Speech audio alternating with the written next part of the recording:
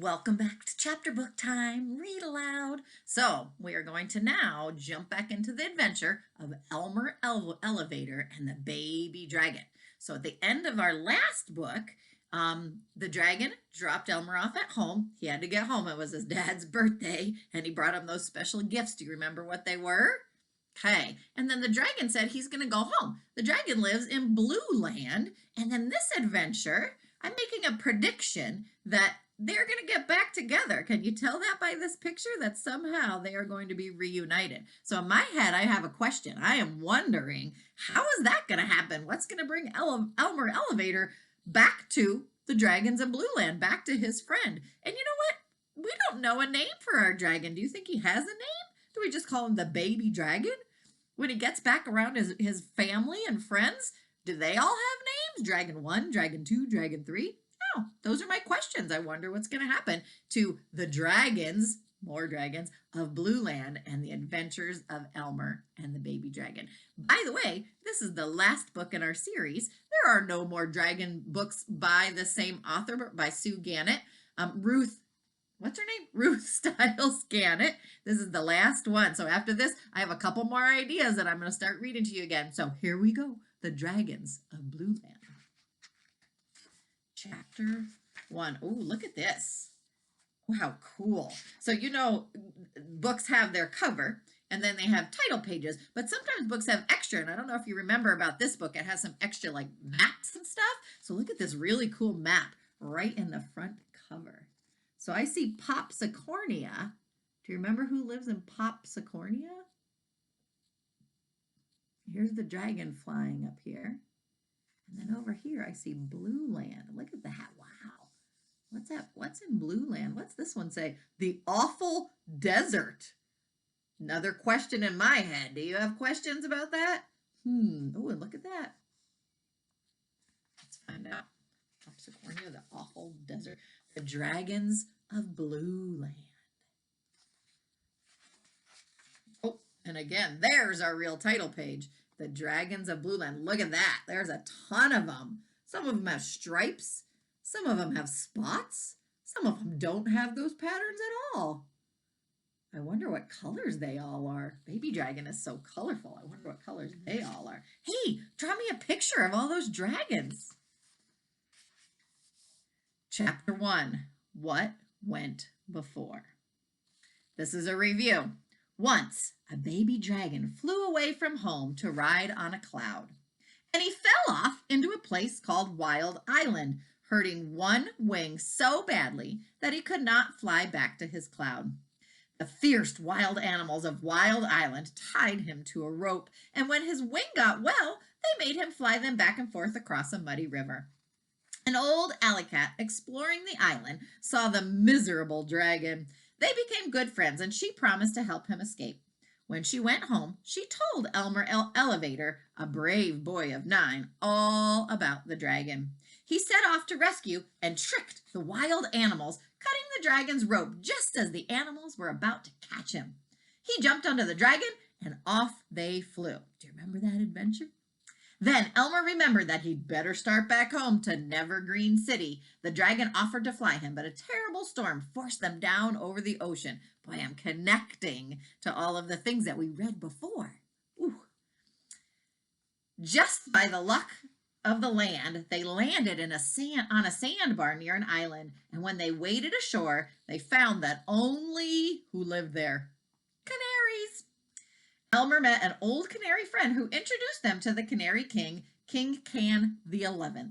The king asked if they would dig up an old treasure chest, explaining that he was suffering from a dreadful disease. Do you remember the name? What he was sick of? What was making him sick? Curiosity, and could not get well until he had seen that treasure. Elmer and the dragon finally found the treasure. Everybody joined in a wonderful celebration, and afterwards, Elmer and the dragon flew off to Nevergreen City. The dragon left his good friend on a wharf and started back to his own home in Blueland. And that is where we pick up the story. Here's all the chapters.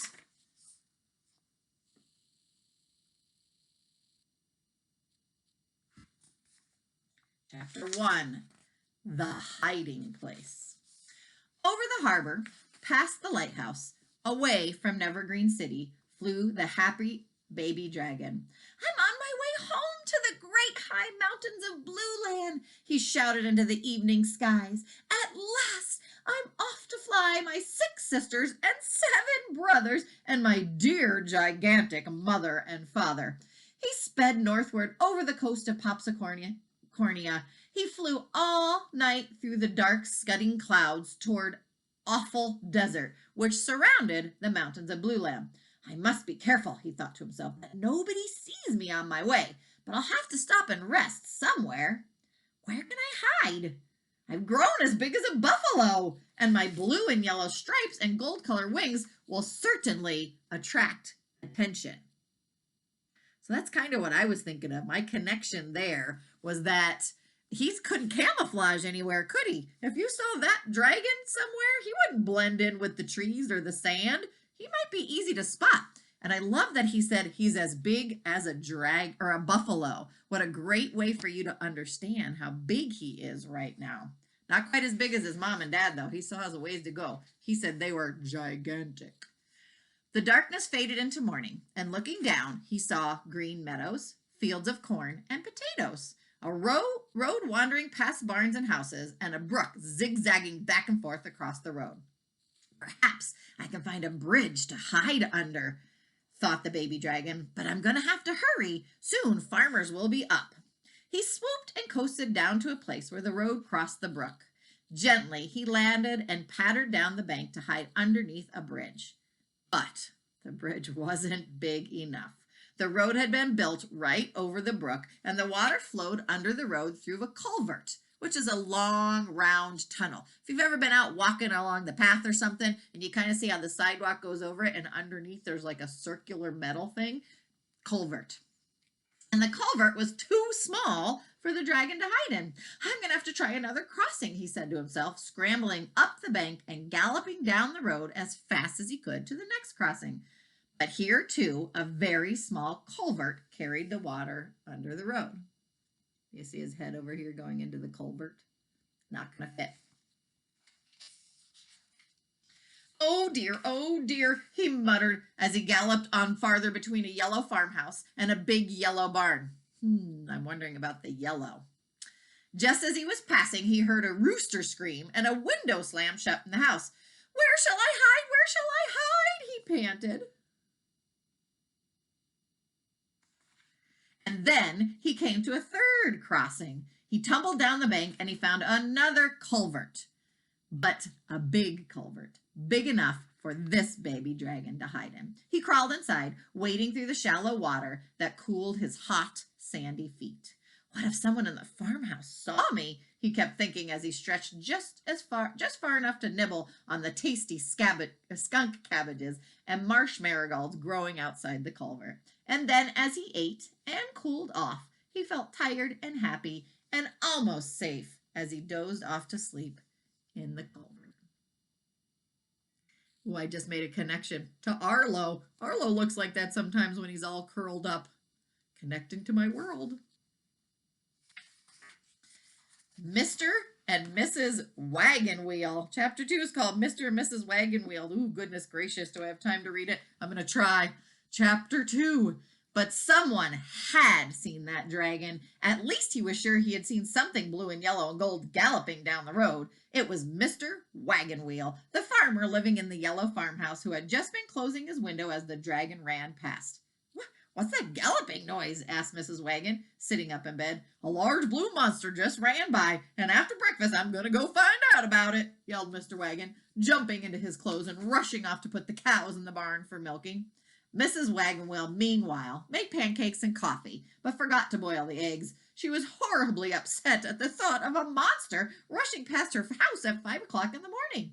Mr. Wagon Wheel hurried through the milking, let the cows into the pasture, and dashed back into the kitchen. He was anxious to eat and be off after the blue demon, as he had decided that's what it was.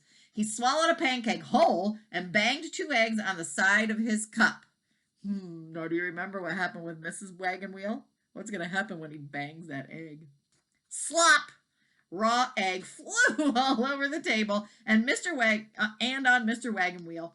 Mrs. Wagon Wheel had forgotten to boil the eggs, of course. Martha, what's the matter with you? Yelled Mr. Wagon Wheel. Oh, I'm so sorry, said Mrs. Wagon Wheel. I'm so upset about that horrible monster. I don't know what I'm doing. And she nervously slipped a pancake instead of her handkerchief inside of her pocket. So there's Mr. Wagon Wheel. And there's Mrs. Wagon Wheel. Well, boil more eggs, roared Mr. Wagon Wheel, going to the sink to wash off his face and hands and shirt and overalls. Now, Mr. Wagon Wheel liked his eggs hard, very hard, and as he waited for them to get very hard, it began to rain. It was only a drizzly rain, but enough to wash away the dragon's footprints in the dusty road. Drat! Thundered Mr. Wagon Wheel, looking out the window. It's raining. I thought we needed the rain, dear, said Mrs. Wagon Wheel. We do, but we can't. But why can't it wait until I capture that blue demon? Now maybe I'll never find him. Maybe it's just as well, said Mrs. Wagon Wheel, carefully putting a spoonful of salt into her coffee. Well, I can see you have no spirit of adventure, grumped Mr. Wagon Wheel, peeling his at last ready egg. He picked up his rifle, a strong rope, and put on a raincoat and boots. I'm off, he yelled as he slammed the door. He'll never come back. He'll never come back, thought Mrs. Wagon Wheel, and she quietly sat down to cry. Mr. Wagon Wheel ran down the road, pouncing on bushes, peering behind trees, and examining roadside dishes, yelling all the while, Come in, ready or not. He made such a racket that the cows heard him in plenty of time. They huddled around the big culvert where the baby dragon was hiding and pretended to be busy drinking water, for they had found that sleeping dragon while Mr. Wagon Wheel was eating his hard eggs. Wake up, they had said, and tell us what you are, and what are you doing in our culvert? The dragon woke up with a start and then smiled at the friendly cows. I'm a baby dragon, he explained, and I'm on my way home to the great high mountains of Blueland. But what are you doing in our culvert? Asked the cows. I'm hiding. You see, most people think that there are no dragons left, and if I should be captured, they might put me in a zoo or in a circus, and I will never get home again.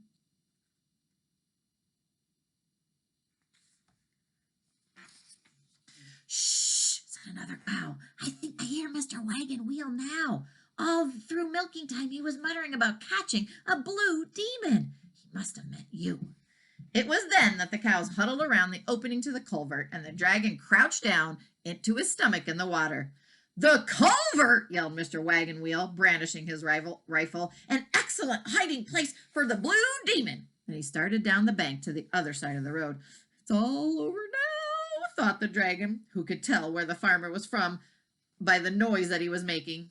But just then, Mr. Wagon Wheel looked across the road at his peaceful cows, and he thought, well, my cows would surely be in a panic if there was a demon hiding in there. He turned back up the bank and ran down the road, beating the bushes and peering behind trees. The cows grazed nearby all day long, talking to the dragon and telling him when it was safe to come out of the culvert.